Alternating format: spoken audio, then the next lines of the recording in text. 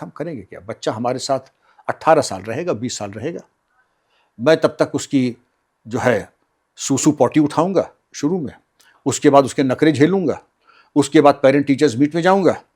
18 साल बाद वो अपने गर्लफ्रेंड बॉयफ्रेंड, तो वो अलग हो जाएगा, हमसे कोई मतलब रहेगा नहीं। तो हम वैसे ही क्यों फिर हम उसकी शुरुआत करें? सवाल ये उठता कि पेरेंटहुड एक क्रीचर कंफर्ट नहीं है, इट्स अ डिवाइन रिस्पॉन्सिबिलिटी, एक दैविक संपदा से विभूषित एक उत्तरदायित्व है। आप दो ईश्वरीय वरदान को या एक ईश्वरीय वरदान को अपने घर में ला रहे हैं, और चूंकि आप ला रहे हैं इसलिए यह जरूरी है कि आप अपनी दैवी उत्तरदायित्व का निर्वहन करें। नहीं कर सकते हैं तो फिर तो विवाह करने के बारे में पुनर्विचार करें। क्या जरूरी है बनस्पति के कि समाज में गलत संदेश दें कि हम संतान उत्पत्ति करके करेंगे क्या? हम कुत्ता पाल लेंगे, बिल्ली पाल लेंगे, तोता पाल लेंगे, तो उसके लिए तो शादी करने के लिए तो वैसे ही पाल लीजिए कुत्ता, बिल्ली, तोता। क्यों इतनी ज्यादा जहमत करते हैं?